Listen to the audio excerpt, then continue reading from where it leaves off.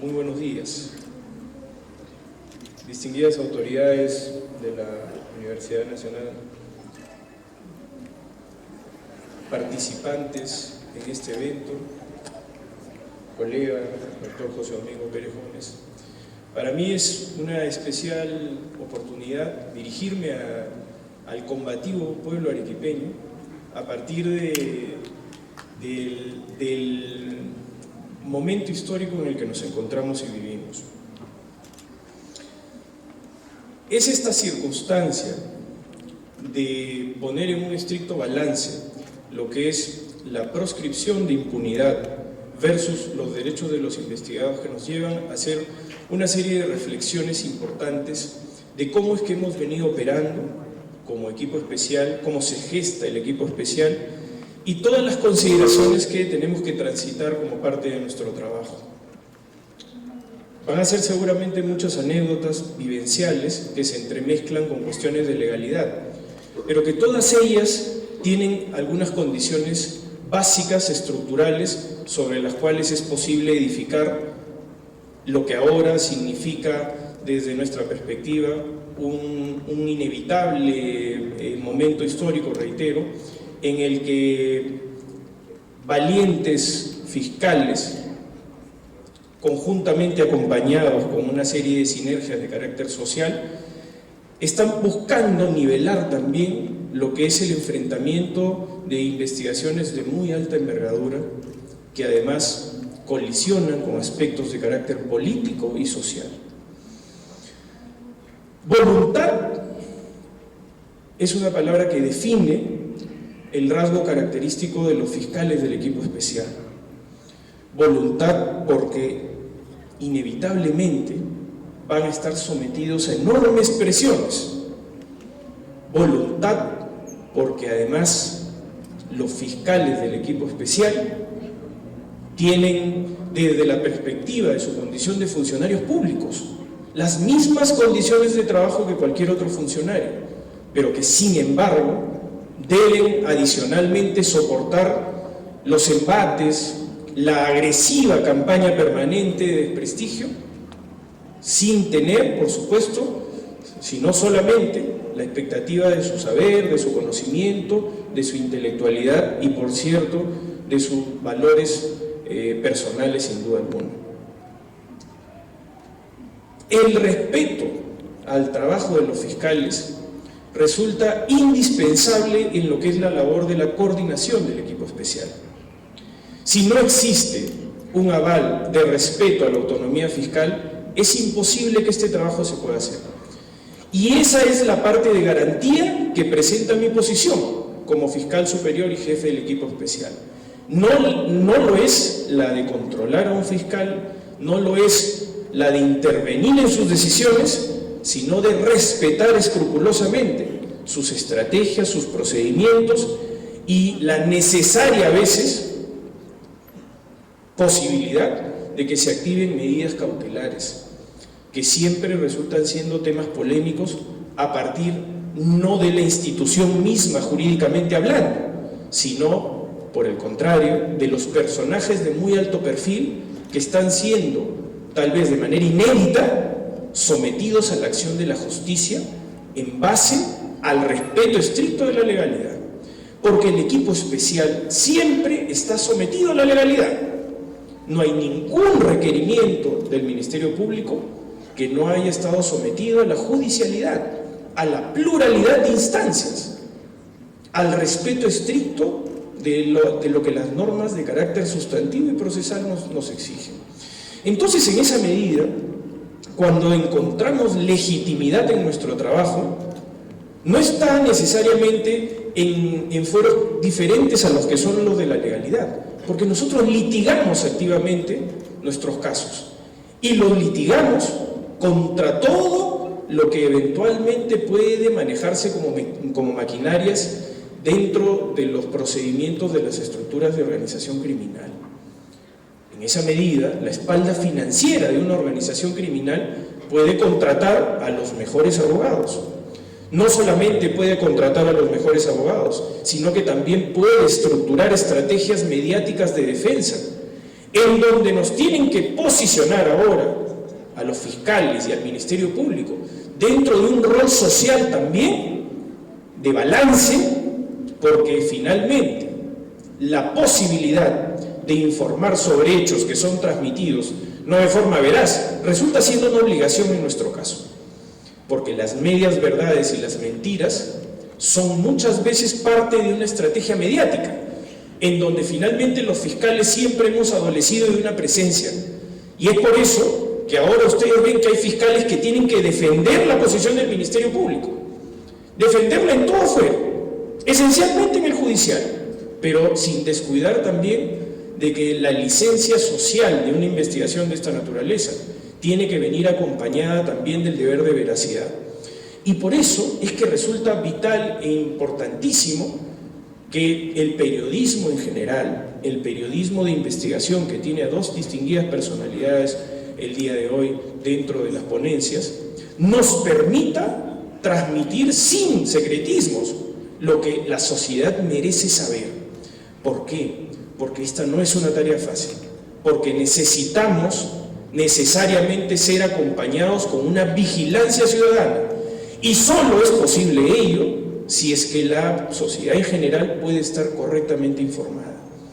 Por eso, reitero, es que resulta para algunos atípico el hecho de ver a un fiscal brindando informaciones, respetando la legalidad, pero transmitiendo exactamente lo que debe haber sucedido dentro de un episodio correspondiente, incluso de correlato de legalidad procesal. Y hay mucha información y hay mucho interés que es de nuestra obligación también posicionar, respetando, por cierto, todos los deberes que corresponden al ejercicio y al trabajo fiscal. Pero tenemos ineludiblemente, en un mundo de modernidad, de acceso a la información permanente, tenemos que tener también una permanente actitud presencial que corresponde también a nuestra presencia en estos foros, porque nosotros venimos a testimoniar las dificultades, los progresos, pero también venimos a obtener de parte de la sociedad el respaldo que necesitamos para poder continuar en hacer nuestro trabajo de manera escrupulosa y estricta.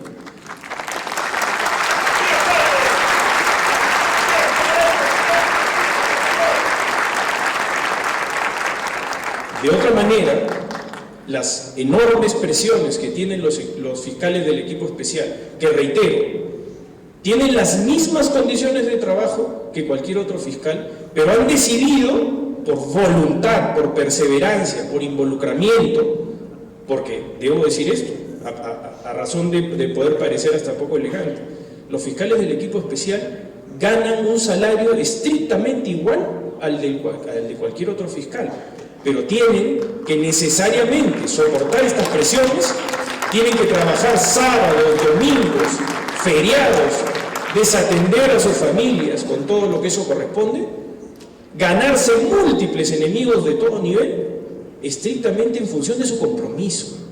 Y eso me permite contar, por ejemplo, una anécdota que seguramente vamos a interactuar en su momento con el doctor Pérez, y que no me dejará mentir de circunstancias de cómo estas complejidades también se reflejan dentro del reclutamiento interno de quiénes son los fiscales que deben posicionar al Ministerio Público en una lucha que, reitero, no es igual, por el contrario, que es bastante desigual, pero que nosotros tratamos siempre de compensar con mística y con voluntad.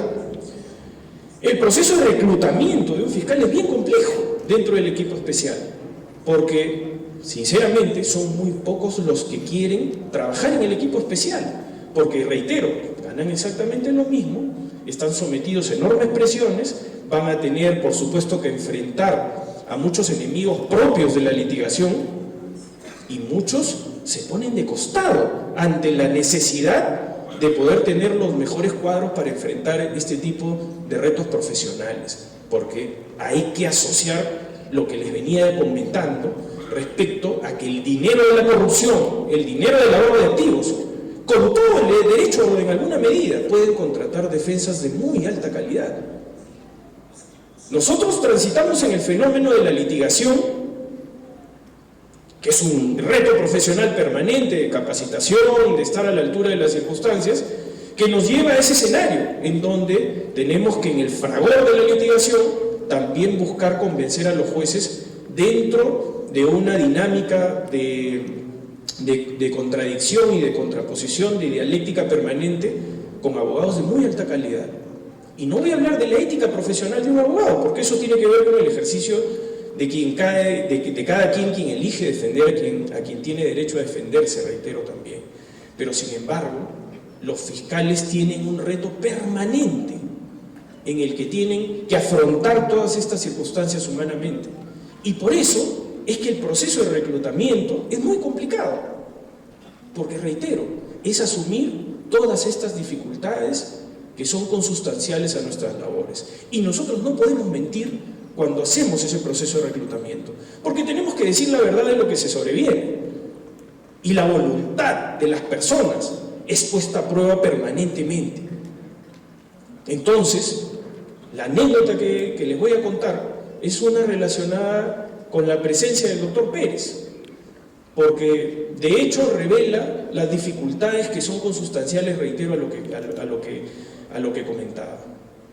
Resulta que hacia el año 2017, como correctamente lo hicieron referencia los periodistas que han antecedido esta exposición, efectivamente tuvimos dentro del equipo de lavado de activos el reto profesional de incorporar una nueva investigación que había surgido a partir del testimonio de Marcelo Bahía Odebrecht. Marcelo Bahía Odebrecht, como correctamente lo ha referido el señor Gustavo Gorriti, manifestó de que no solamente había pagado a la campaña del señor Humala, sino que había también financiado la campaña de la señora Fujimori, del señor García y de todos. Esa referencia se vio respaldada por la aparición de lo que es propio del periodismo de investigación y que genera también que luego eso, a través de los canales regulares de la cooperación internacional, sea transmitida información ya corroborante de lo que eventualmente el periodismo de investigación había manifestado, que era la anotación de aumentar Keiko a 500 y hacer visita. Eso originó, porque ya el conducto regular, además de la noticia periodística, se reunían dentro de una lógica de comprobación de lo que ya había declarado Marcelo Bahía Odebrecht. Eso generó que exista una nueva investigación en el equipo especial. Esta nueva investigación, en su momento, fue planteada en el equipo especial, porque tenían las competencias en la estructura que se había diseñado por parte de la institución, de ver todos los casos que correspondían a lo que devenía del socialmente conocido caso Lava Jato. Bueno, pues resulta que ese caso en particular, que era un caso muy complicado en ese momento, la señora Keiko Fujimori en ese momento tenía, si no me equivoco, 73 congresistas dentro de su fuerza parlamentaria. Eso generó que exista dentro de esta determinación de competencia una especie de conflicto entre lo que era la Fiscalía de Lavado de Activos y el equipo especial de ese momento que lideraba el señor Hamilton Castro. Resulta que en ese momento lo que debería haber sido parte de una competencia funcional del equipo especial fue delegado más bien a las Fiscalías de Lavado de Activos, y no había un fiscal que se haga cargo de esa investigación. Más allá de la controversia de quién podría ser el fiscal competente, es decir, si sería el señor Castro, si sería un fiscal de lavado de activos, existía la necesidad de que un fiscal conozca un caso de esta envergadura con la proyección lógica de todas las dificultades que importa lo transversal que resulta siendo la política en estos casos. Y entonces me fue encargado conversar con el doctor José Domingo Pérez Gómez para reclutarlo, para convencerlo de la necesidad de su participación, por su experiencia, por su calidad profesional, por su calidad personal, buscando que encontremos un perfil de fiscal que pueda abocarse al conocimiento de estas investigaciones de gran complejidad. Y reitero esto, ¿por qué? Porque dentro del proceso de reclutamiento, y tal vez en esto puede radicar lo anecdótico del tema. Yo me preparaba para casi en cultivar mis habilidades de persuasión, de locuacidad y de a la vez también ofrecimientos de condiciones logísticas suficientes para enfrentar un caso de esta envergadura. Me preparaba para un reto casi de litigación en buscar convencer a un fiscal que acepte asumir un reto de esta envergadura y de esta complejidad. Y aquí viene lo anecdótico, ¿no? De que después de un discurso de seguramente unos 15 minutos de mi parte, simplemente recibí un monosílabo de respuesta. Y me dijo: sí, doctor, acepto.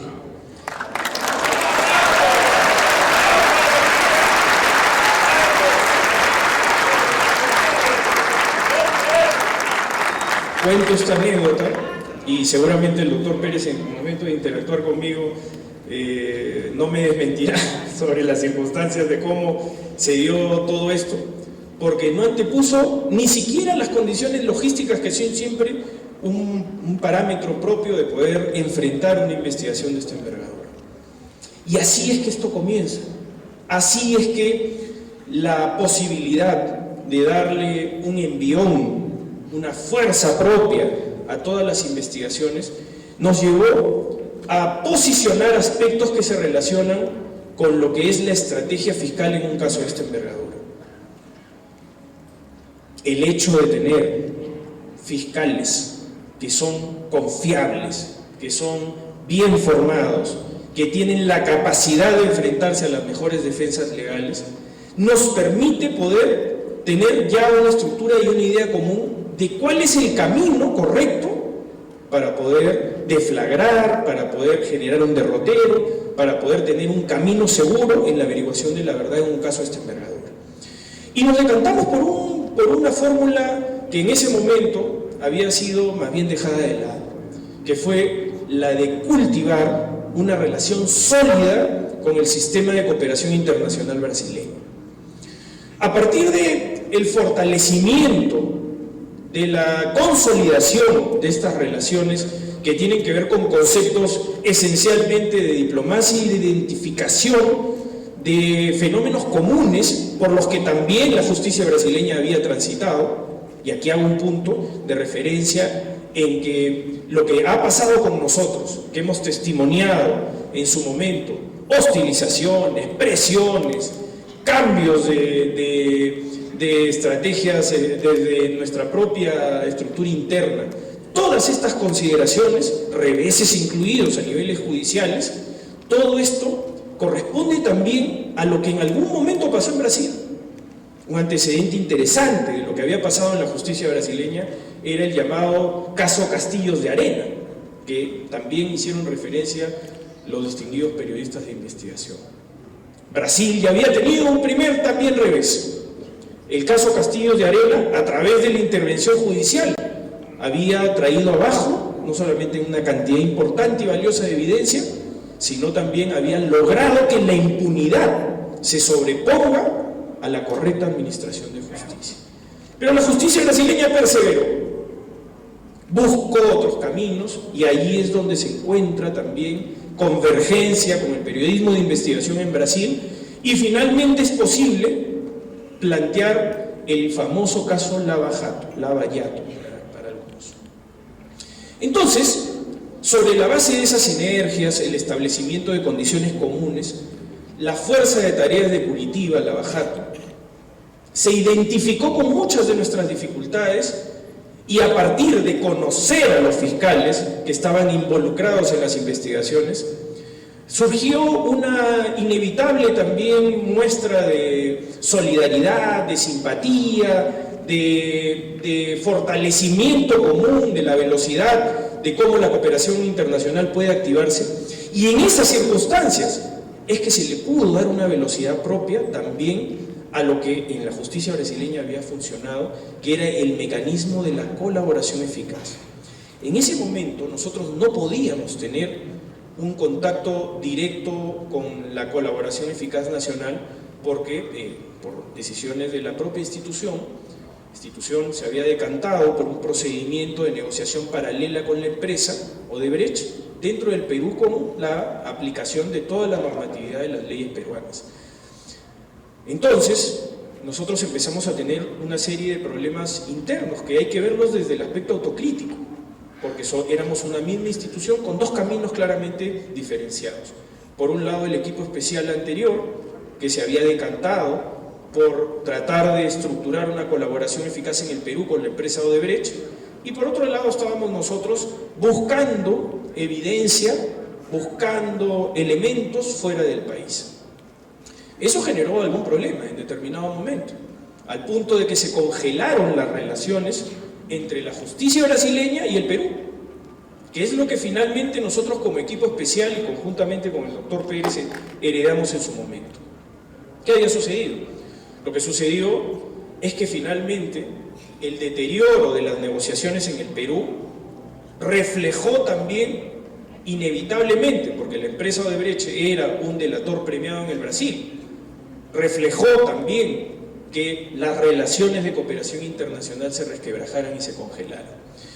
Entonces, cuando surgió la necesidad de una unificación que provino de quien ahora seguramente a razón del juicio de la historia podemos establecer más como un cálculo que como una genuina vocación de hacer las cosas bien, que fue la decisión del doctor Gonzalo Chávarri, de unificar el equipo especial y de designarnos dentro del mismo. Nosotros siempre fuimos claros en que nuestro reto era de carácter profesional e institucional, y siempre la respuesta del señor Chávarri fue: yo estoy involucrado, caiga quien caiga. Entonces nosotros, sobre la base literal de esa referencia, pues tuvimos no solamente un mérito inicial, que fue restaurar sin ninguna restricción la cooperación internacional con el Brasil y volvernos a sentar a una mesa con la empresa Odebrecht. Un intercambio de interlocutores, porque se cambió la interlocución de Hamilton Castro por la de José Domingo Pérez Gómez. Todo eso generó que exista una especie de primavera dentro del desarrollo de las actividades del equipo especial. Viajamos en 2 oportunidades al Brasil, tanto en el mes de septiembre como en el mes de octubre. Se practicaron alrededor me parece, si la memoria no me traiciona, se practicaron alrededor de 33 declaraciones testimoniales, con todo lo que eso implica en entrega de información. Se remitió información del sistema Trausis y MyWebDay, que era este servidor que han hecho referencia Graciela Villasís y Gustavo Borriti, sobre la cantidad enorme de información que ya estaba repatriada en Brasil en ese momento y que fue materia de esta colaboración que ya se había planteado y que además era avalada por la justicia brasileña en esos términos. Entonces, en esa medida, hubo un potenciamiento del desarrollo de las investigaciones que generó, a partir del progreso desde lo que es una etapa de investigación preliminar hacia una etapa probable o posible de mayor madurez, como es una investigación preparatoria, empezó a generar con el influjo enorme de información lo que la ley ahora, a partir de los acuerdos plenarios, denomina como una sospecha grave, es decir, la migración de algo que estaba en un cierto estado de inmadurez a una progresión de la propia investigación, dentro de la cual exigía y demandaba por necesidad la toma de algunas decisiones de carácter cautelar para los fines de la investigación. Y es ahí donde acaba la primavera, por lo menos referenciada dentro de la estructura interna de la institución, porque el testimonio es ese, el vivencial, el que sucedió. Cuando se solicitó la detención preliminar y la prisión preventiva de la señora Fujimori, fue el momento en que se rompe toda la estructura de colaboración con el equipo especial y empezamos a navegar dentro de nuestras propias posibilidades, tratando de no ponernos de costado, porque hay muchas personas que ahora tratan de establecer un discurso que nunca pasó por nuestra mente, que fue la de decir: oiga, pero si usted no siente que tiene el respaldo de la institución, entonces ¿por qué no renunciar? Y eso fue algo que nunca nos planteamos en el equipo especial, porque lo que buscamos es más bien perseverar dentro de la estructura de nuestra voluntad. Y si teníamos que ser retirados, teníamos que ser retirados a mano militar, la forma en la que fue hecho el día 31 de diciembre del 2018. ese intervalo de tiempo soportamos enormes presiones, pero el equipo, esencialmente el doctor Pérez, pero acompañado también con el equipo en solidaridad, con todos los fiscales del equipo especial, soportaron enormes presiones, dentro de las cuales tuvimos permanentes actos de hostilización, que tenían que ver no solamente con abrir investigaciones contra los fiscales del equipo especial, sino también con el propio develamiento de información que para nosotros era estratégica en su oportunidad. Nosotros somos fiscales que estamos claramente determinados dentro de lo que corresponde a evitar el secretismo en la medida de nuestras posibilidades, respetando lo que tiene que ser reservado. Pero siempre tenemos una estrategia fiscal que defender, porque tenemos que buscar la eficacia de nuestras medidas, que finalmente es lo que aseguramos a nivel de nuestros requerimientos judiciales. Y en esa medida fuimos permanentemente socavados en nuestras bases y somos testigos de todo lo que correspondía, pero nunca inclaudicablemente poniéndonos de costado. Si teníamos que dejar el equipo especial, tendría que ser por una decisión del fiscal de la Nación de la cual él se tenía que hacer cargo y dentro de la cual nosotros también nos defenderíamos si es que se nos atribuía alguna irregularidad infundada. Porque por criterios de confianza podría cualquier fiscal de la Nación tomar esa determinación, pero tendría que hacerse cargo a partir incluso de vincular esa decisión con lo que es esencialmente nuestro trabajo, que es el trabajo de litigación. El equipo del fiscal José Domingo Pérez había logrado determinar como parte del peligrosismo procesal en la investigación de la señora Fujimori, que había existido la instrumentalización de un partido político, no solamente para posibilitar los actos de lavado de activos, sino también para entorpecer los fines de la investigación. Y se develan los famosos chats de la botica, y finalmente se trata de estructurar un argumento que es de recibo por parte de los jueces, porque esto se ha litigado en dos instancias. Y la prisión preventiva, tanto del señor Jaime Yoshiyama Tanaka como de la señora Keiko Sofía Fujimori, ha sido confirmada por la Sala Superior. Sala Superior que además ha tomado decisiones no necesariamente en función de lo que el equipo especial haya postulado, porque aquí hay que también buscar romper algunos mitos respecto al uso de los mecanismos de la prisión preventiva. Hay una agresiva campaña de desinformación respecto a un presunto supuesto abuso de la prisión preventiva dentro de los procedimientos del equipo especial. Y eso es absolutamente falso.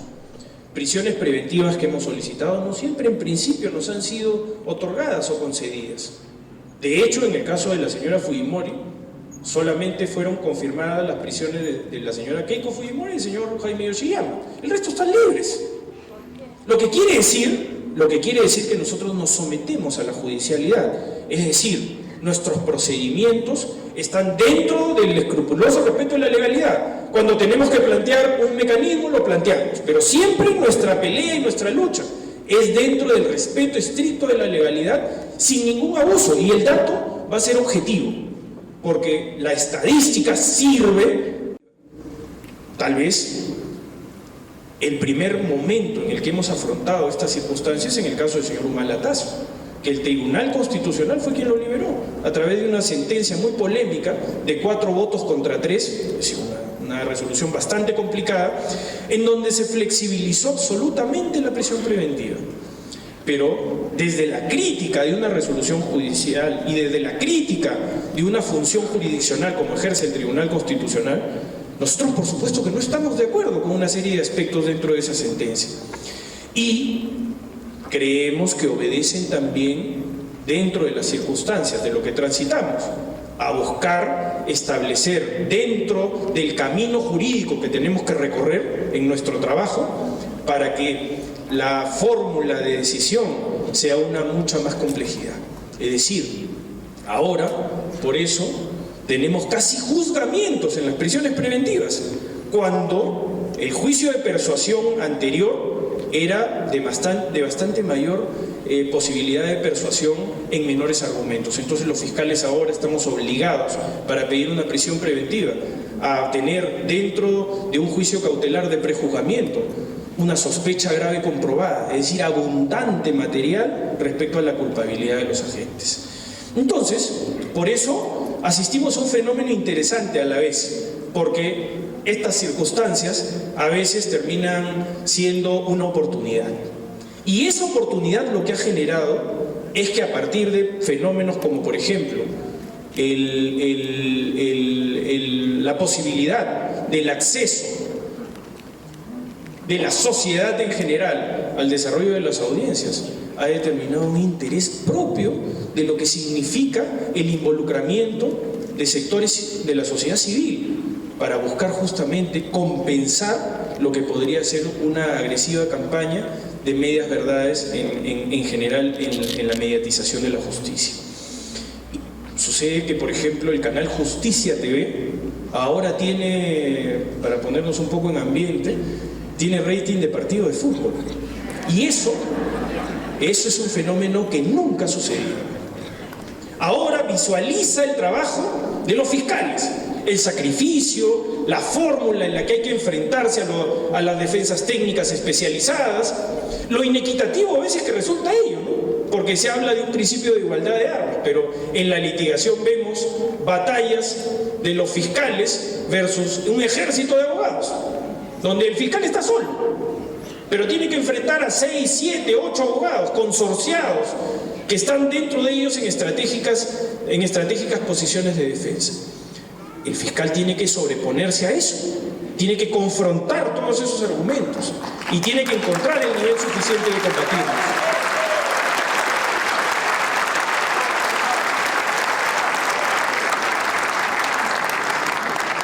Dentro de esa misma oportunidad, tampoco creemos de que no resulta relevante el hecho de que la judicialidad también se incorpore en un sentido de preocupación, porque hay que contemporizar también de qué forma es que estamos enfrentando el fenómeno de la corrupción y del lavado de activos de gran criminalidad, porque la justicia ha buscado flexibilizar también su legislación, no porque no sea garantista, sino porque tiene que compensar todas las condiciones que son consustanciales a una organización criminal respecto a su facilitamiento. Entonces las legislaciones modernas, las tendencias internacionales están en encontrar un combate efectivo contra las organizaciones criminales. Y por eso es que existen leyes especiales. Y por eso es que hay que entender que la aplicación e interpretación de una norma, tanto de carácter sustantivo como de carácter procesal, tiene que necesariamente contemporizar el criterio de especialización. Porque no se puede tratar de la misma manera un delito de menor complejidad, como podría ser un homicidio, como podría ser una violación contra la libertad de indemnidad sexual, con lo que significa la sofisticación y la gran estructura de organizaciones criminales transnacionales que además tienen todo lo que el dinero puede pagar y comprar. Entonces, por esa razón, el involucramiento de la judicialidad pasa por entender que también los criterios de carácter judicial tienen que necesariamente vincularse a la especialización. Y es ahí en donde no podemos tratar de la misma forma a quienes son diferentes. Los grandes criminales son diferentes y hay que tratarlos con rigor, con especialización, pero siempre entendiendo de que la búsqueda del resguardo de la sociedad está en función de compensar esas inequidades, en donde finalmente esto no es ajeno a todos los foros internacionales a los que asistimos. Hace poco el Perú aspiraba a ser parte de la OCDE y dentro de sus normativas anticorrupción y antilavado se exigía que existan legislaciones especiales, porque las normativas generales no pueden con rigor castigar delitos de esta complejidad. Entonces, nos parece interesante que existan iniciativas, como por ejemplo la dación de una sentencia plenaria, la 1 del 2017, que surge en una coyuntura relacionada con la combativa ciudad de Arequipa, caso denominado Melgar de Arequipa, que llegó a la Corte Suprema de Justicia y cayó en manos del señor Inostroza Pariache. El señor Inostroza Pariache finalmente emitió una sentencia plenaria de lavado de activos que era una oda a la impunidad. era lo que los abogados defensores esperaban: tener una sentencia vinculante, obligatoria para todos los jueces a nivel nacional, para establecer estándares en el delito de lavado de activos que eran de muy difícil cumplimiento o de imposible cumplimiento. Entonces hubo una reacción inmediata de las fiscalías de lavado de activos que buscó, a través de la Fiscalía de la Nación, un pronunciamiento de todos los jueces supremos. Y ahora tenemos un producto que resulta utilitario, porque finalmente la sentencia plenaria del caso, vinculante del caso Melgar de Arequipa fue superada por la sentencia plenaria de todos los jueces supremos a nivel penal, porque efectivamente el señor Inostroza, el señor Figueroa defendieron su sentencia, pero fueron derrotados por jueces supremos que tuvieron la capacidad y la valentía de sobreponerse a lo que era más bien la victoria entre la impunidad y la posibilidad de sostener su proscripción, como es la búsqueda de la averiguación de la verdad en estos casos. Entonces, distinguidos jueces supremos tuvieron una posición valiente en ese aspecto. Yo resalto la posición del doctor Jorge Salas Arenas, que tuvo un rol preponderante también dentro de lo que es cautelar la correcta jurisprudencia, en el estricto medio, en el cumplimiento de su imparcialidad, pero buscando con sus liderazgos establecer que la lucha contra la gran corrupción, contra el lavado de activos, necesita también un involucramiento del Poder Judicial. Y en ese involucramiento es donde nosotros buscamos que existan también cifras que no arrojen más bien lo que la sentencia del caso Melgar de Arequipa nos determinaba, que es impunidad en estos graves cargos. Entonces nos parece interesante que existan ahora incluso también sentencias plenarias relacionadas con el tema de la prisión preventiva, que exista también una iniciativa de parte de la Judicatura de buscar defender sus fueros ante este tipo de ataques. Claro, definitivamente si encontramos abogados que están defendiendo y que tienen serios conflictos de interés, ¿no? El periodismo en ese aspecto sí, en algunos casos, cumple con el deber de establecer estos conflictos de interés, porque hay que escuchar a los abogados cuando hablan, y todos ellos defienden seguramente abusos, excesos, y nosotros lo que exigimos en esos casos es que se diga: bueno, usted está hablando a título personal, a título individual, o usted está defendiendo a su cliente que litiga contra los fiscales y que busca instaurar una conciencia colectiva en donde finalmente se determine de que los fiscales hacemos un trabajo sesgado. Y nada mejor que demostrar con nuestros procedimientos que nunca hemos tenido ninguna selectividad. La progresividad de las investigaciones muchas veces tiene diferentes velocidades, de la misma manera que los fiscales son heterogéneos en sus procedimientos, pero todos ellos convergen en la solidaridad de los trabajos en equipo. Y eso a mí me consta como jefe del equipo especial. Todos estamos involucrados en el mismo sentido, con procedimientos tal vez diferentes, gobernados por los momentos y también por la proactividad que existe dentro de la información que recibimos. Y recibimos efectivamente mucha información ahora, que resulta además inédito de que tengamos un fenómeno interesante, pero también lógicamente cautelar. ¿Qué cautelar respecto a nuestros procedimientos internos? Nosotros en este momento, estadísticamente, estamos manejando 50 procedimientos de colaboración eficaz de personas naturales. 50 personas están acogiéndose a los beneficios por colaboración eficaz, estableciendo su culpabilidad. Tenemos 5 personas jurídicas que están buscando también una delación de carácter corporativo. Es un asunto que no se produjo antes, y esto tiene que ver también con el avance de las investigaciones. El avance y el trabajo proactivo de los fiscales del equipo especial ha determinado de que resulte inevitable para muchos el someterse a la acción de la justicia, colaborar y a su vez generar nuevas líneas de investigación.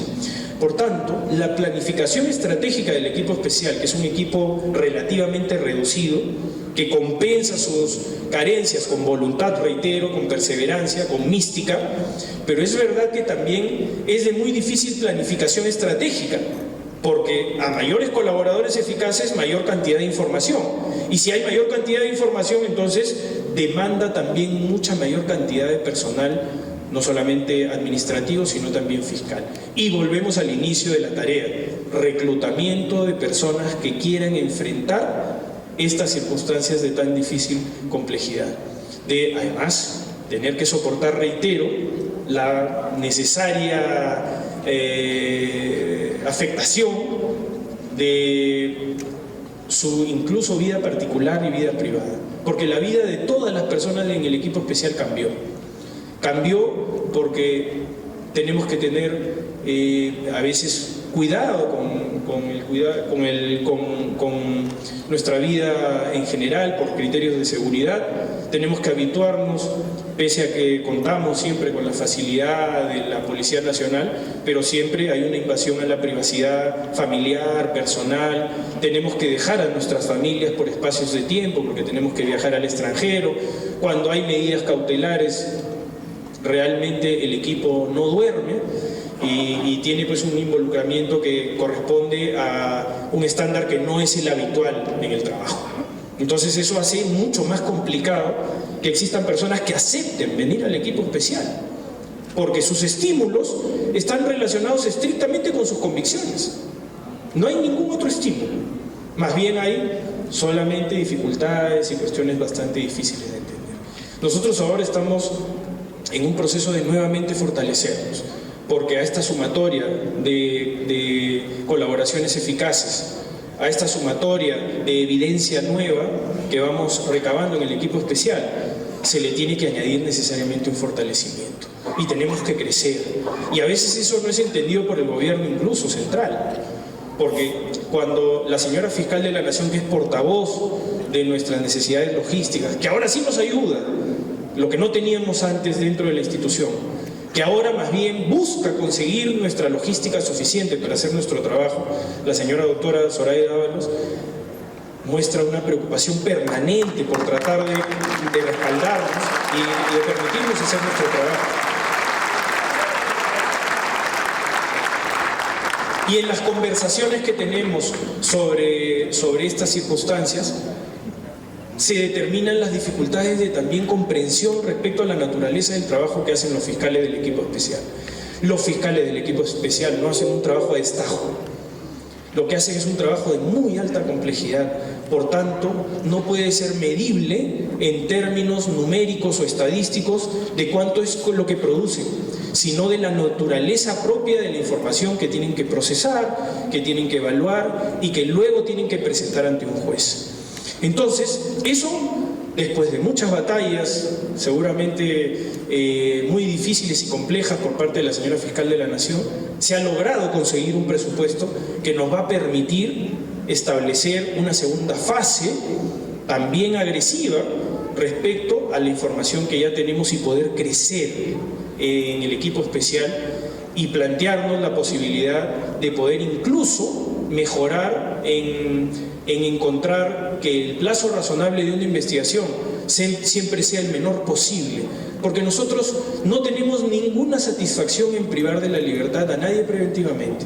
Lo que nosotros buscamos la averiguación de la verdad y necesitamos asegurar a las personas para que no existan casos como el del señor Inostroza Pariache, como el señor Félix Moreno, como el del señor Gonzalo Monteverde, como todos otros tantos casos que están no habidos y que siempre nos plantean la misma disyuntiva de la necesidad de que la prisión preventiva, como se articula en el equipo especial y como estadísticamente se demuestra, resulta ser una medida de última razonabilidad.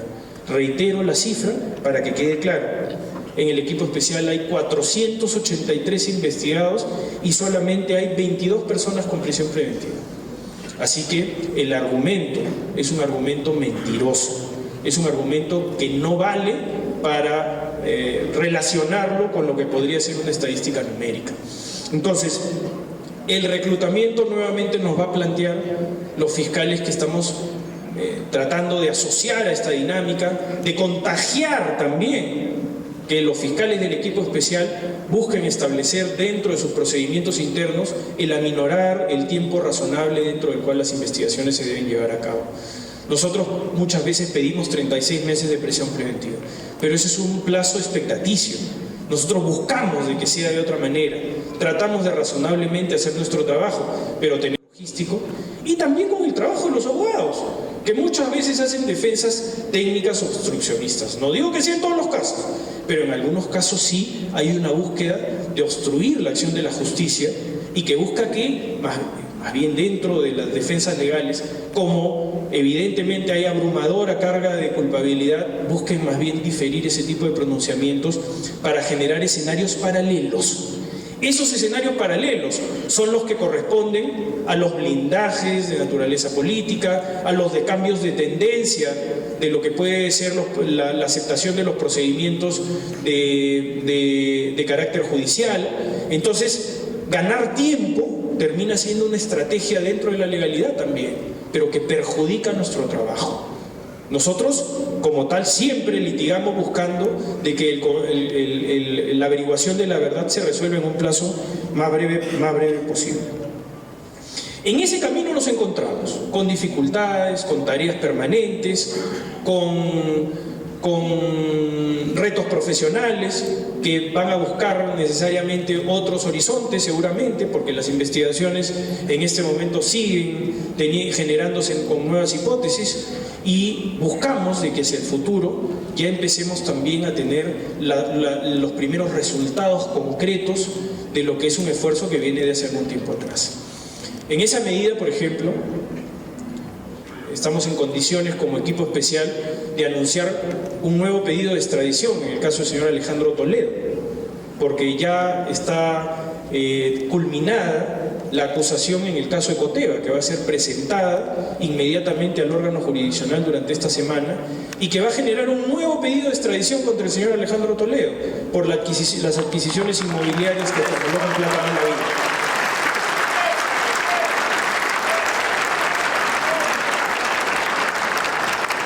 La colaboración eficaz liderada por el fiscal José Domingo Pérez Gómez en el caso del señor Joseph Maiman ha sido fundamental para poder llegar a acusar en el caso de Ecoteva. Y eso es parte de los procedimientos estratégicos que el equipo especial se ha decantado. No han sido fáciles, son bastante complicados. Se han tenido que dar viajes muy largos, tan largos como al Estado de Israel, en donde hemos tenido que realizar una serie de actividades propias de la colaboración eficaz, pero que determinan dentro de los conceptos de transparencia una herramienta sumamente utilitaria para, como en este caso, poder formular y reperfilar lo que es, desde el punto de vista del equipo especial, una necesidad urgente, que es que se atiendan los pedidos de extradición por parte de la justicia norteamericana. Y nosotros estimamos que a partir de encontrar estos primeros derroteros, la fuerza de lo que significa también la averiguación de la verdad en los procedimientos del equipo especial se va a ver incrementada y potenciada notablemente. No quiero monopolizar esta conversación. El doctor Pérez tiene mucho que decir, tiene mucho que expresar. Hemos pasado momentos complicados, hemos sido también portavoces del equipo especial, hemos también recibido la solidaridad del equipo especial, porque hay que reconocer de que el día que el señor ex fiscal de la Nación, Gonzalo Chávarri, decidió dejar sin efecto nuestras designaciones en el equipo especial de forma arbitraria e ilegal, los primeros que se solidarizaron con nosotros fueron los integrantes del equipo especial sin excepción. Y eso revela de que somos un grupo cohesionado, heterogéneo pero a la vez cohesionado.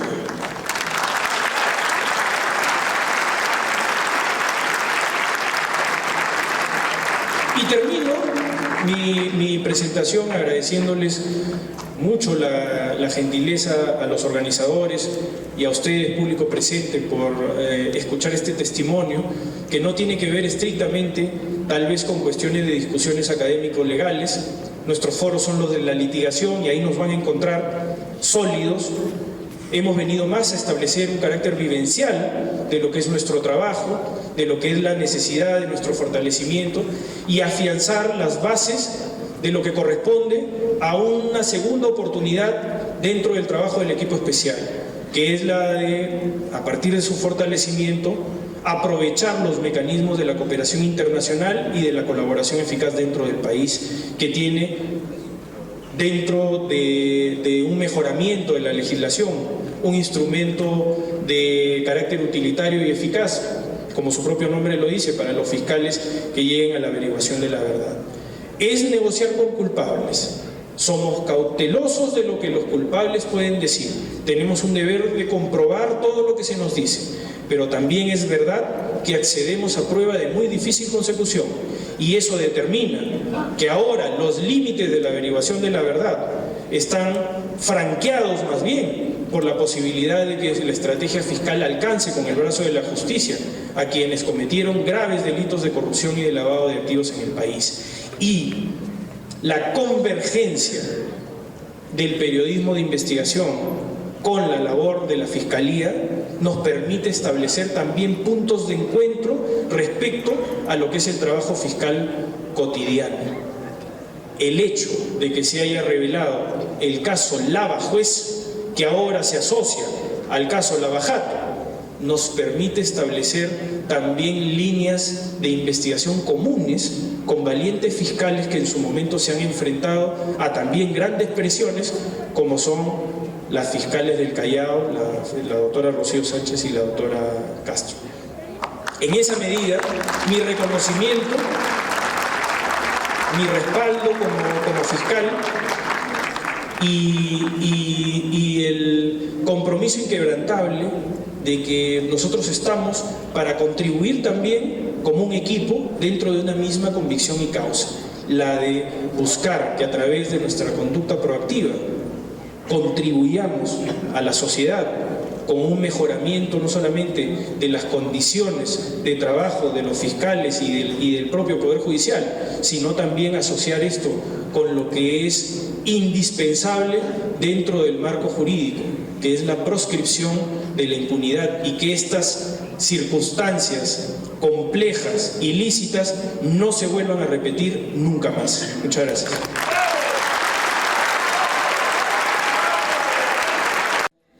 Sobre las limitaciones para la investigación de la corrupción en el Perú y sobre todo la experiencia obtenida en el caso Lava Jato.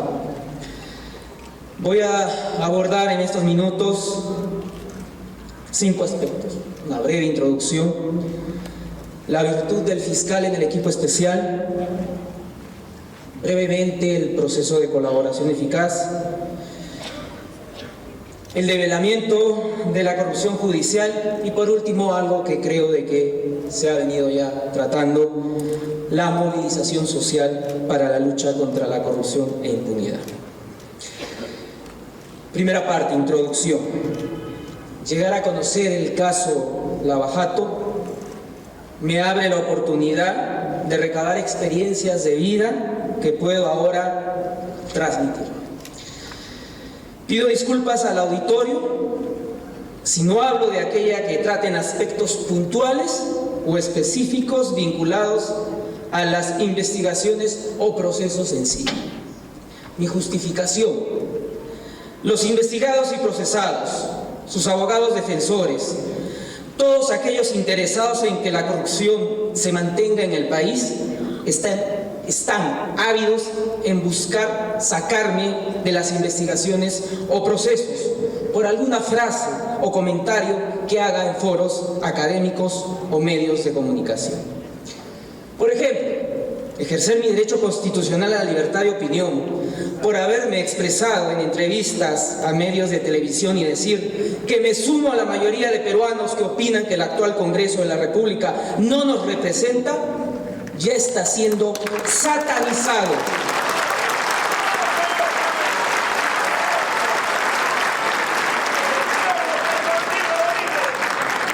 Ya está siendo satanizado por acólitos a la corrupción para pedir mi destitución en el cargo. Por tanto, no abonaré más carbón a ese fuego, no soy político, soy un simple fiscal anticorrupción.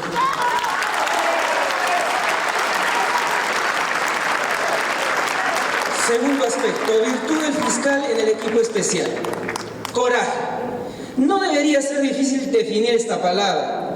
Bastaría buscar en un simple diccionario que coraje significa valor, decisión y apasionamiento para llevar adelante una acción a pesar de los impedimentos.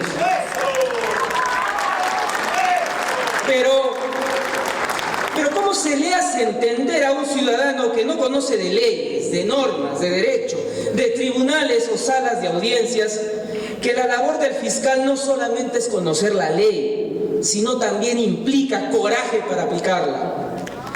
Valor para adoptar la decisión de investigar a personajes políticos que cometieron actos de corrupción. Decisión para continuar con las detenciones y prisiones preventivas a pesar de los ataques verbales e infundios continuos en ciertos medios y redes sociales.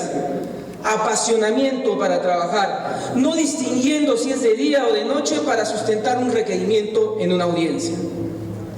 No voy a hacer un ejercicio matemático para determinar si el fiscal debe tener un 70 o 90% de porcentaje de conocimiento legal y el resto de valentía para asumir retos que debe afrontar en su labor. En los casos Lavajato definitivamente hemos debido tener un porcentaje de más de 100% en todos los ámbitos. 100% de conocimiento para saber que la coima de millones de dólares no se deposita en el banco a nombre del corrupto.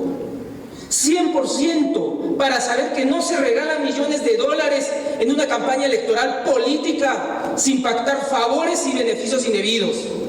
100% para saber que las organizaciones criminales buscan a testigos y colaboradores para amenazarlos y amedrentarlos para que no digan la verdad. Y 100% de valor para enfrentar el abuso de poder de ciertos padres de la patria. 100% de valor para resistir las falsas informaciones que buscan mellar la honra y el buen nombre.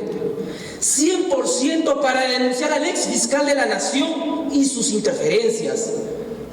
Las investigaciones que hemos debido enfrentar han obligado a identificar nuestras fortalezas, pero también nuestras debilidades. Mencionaré algunas fortalezas. 3.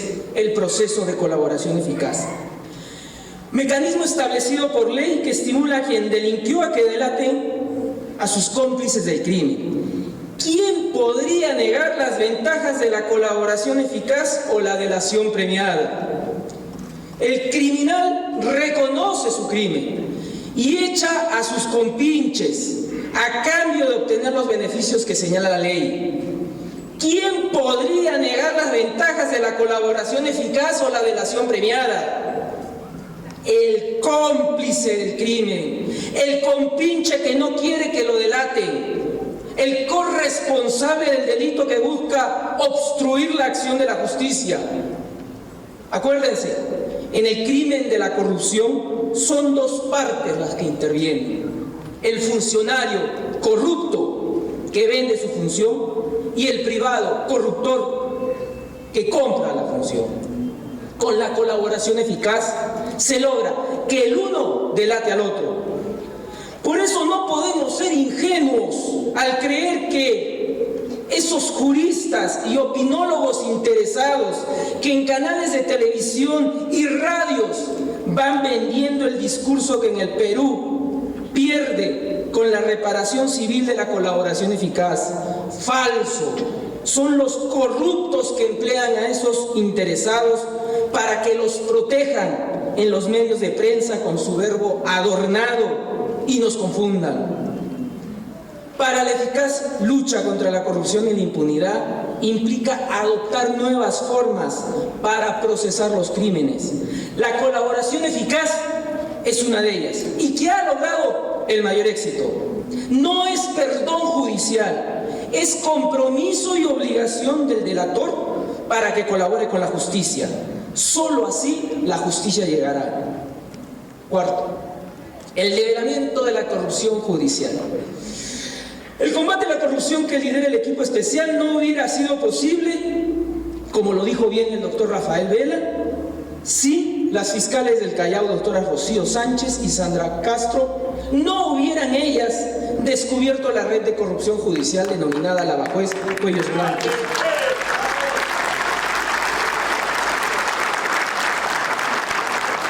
Ustedes saben bien la historia, interceptaciones legales, abogados de narcotraficantes que negociaban con intermediarios de jueces. Luego se logra descubrir las conversaciones de Walter Ríos, expresidente de la Corte Superior del Callao, las conversaciones de los exconsejeros del CNM, las conversaciones del juez supremo César Inostroza Pariachi, que sostuvo con otros jueces y fiscales supremos, las deplorables conversaciones de este ex juez supremo Inostroza Pariachi, ofertando la absolución de un violador sexual de menor de edad. Paréntesis aparte, somos un país de contrariedades, tanto es así que ni el propio juez supremo César Inostroza confiaba en la justicia que él mismo administraba, que tuvo que fugar. Vaya qué tal fuga, sobornó a un oficial de migraciones, se fue como un delincuente de poca monta. Pregunto, ¿cómo luego podemos exigirle al ciudadano que confíe en la justicia si ni un juez de la más alta instancia confía en sus propios jueces?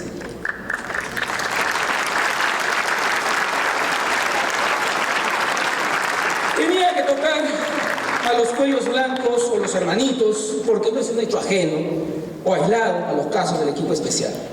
El caso de los cuellos blancos, como ya se ha dicho, es transversal a varias investigaciones, pero sobre todo los casos Lavajato.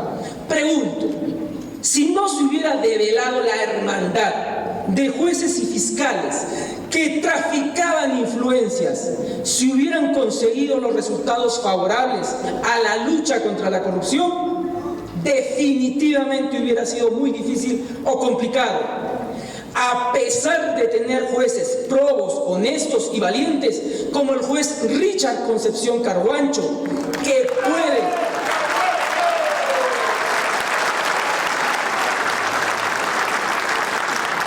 puede dictar medidas graves, debidas, legales y justas, sin importarle que el imputado mire a la izquierda o que mire a la derecha, porque se dice es un juez predictible. Por eso, esa decisión de un juez predictible tiene que ir de la mano con una segunda instancia e incluso con una casación ante la Corte Suprema. Y ahí viene la desgracia, porque el hermanito o la hermanita de César Inostroza está presta a través de legulladas a torcer la ley. Dicen ellos, para garantizar hasta el más mínimo derecho de los investigados. No miento. ¿Dónde está Félix Moreno, ex gobernador del Callao? ¿Acaso el equipo especial no solicitó su prisión preventiva? ¿Acaso una jueza no dijo que no había riesgo de fuga? ¿Acaso no nos dice la realidad que Félix Moreno está fugado? No miento. ¿Acaso no sacaron a ese juez probo, honesto y valiente del caso más emblemático actualmente denominado de la señora K? Y por unas declaraciones suyas en la prensa. ¿Acaso esos jueces convocaron a una audiencia para debatir con el Ministerio Público el pedido de recusación para sacarlo a ese juez? ¿Acaso esos jueces no reemplazaron al abogado defensor que se olvidó de adjuntar la grabación de la entrevista de ese juez a una emisora de Radio Nacional y nos acuñaron el nuevo significado de un hecho notorio a la entrevista de un medio de comunicación para sustentar su infeliz decisión? Los cuellos blancos siguen presentes en nuestras instituciones porque le deben el puesto a alguien más o porque así crecieron en la rama judicial o fiscal. Ahí tenemos fiscales supremos que ningunean la investigación de los cuellos blancos, señalando que son inventos o que son pirañitas. Lo cierto es que el blindaje hacia ellos es tan notorio que el Congreso no permite que se les investigue. ¿Cuál es ese precio de lealtad entre blindadores y blindados? ¿Impunidad? ¿No me investigas por Lavajato y te blindo? ¿Obstruyes la investigación por Lavajato y te blindo? Tomemos nota de lo ocurrido con el ex fiscal de la Nación, presuntamente vinculado con la organización de los Cuellos Blancos. Se hizo de conocimiento público en audiencia, en los medios públicos, en las redes sociales, el chat de la botica. Se hizo mención en ese documento de la protección al ex fiscal de la Nación. ¿Qué hizo este ex fiscal? ¿Qué hizo con ocasión de la firma del acuerdo de colaboración eficaz con la empresa Odebrecht y la declaración de Jorge Barata que se iba a llevar a cabo a inicios de este año? En diciembre del año pasado, en la Nochevieja, cesó al equipo especial, a mi coordinador, el doctor Rafael Vela Barba, y a mí como fiscal investigador. Declaramos una rebeldía jerárquica, desobedeciendo a la autoridad, y lo volveríamos a hacer si hubiera una arbitrariedad como esa.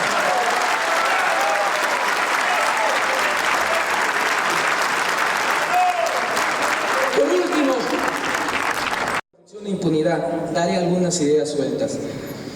Participación activa de la sociedad civil es fundamental. Defiendan la democracia y las instituciones.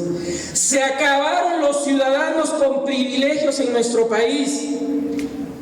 Cito a Alberto Vergara en su columna del Comercio del 6 de junio del 2019, que la denomina "La República no llega sola". Dice así él: García era el último de su estirpe.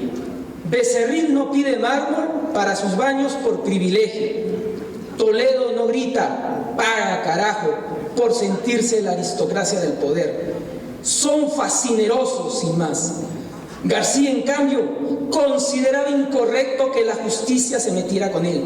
Entendía la política como un fuero al margen de las leyes de la República, el privilegio.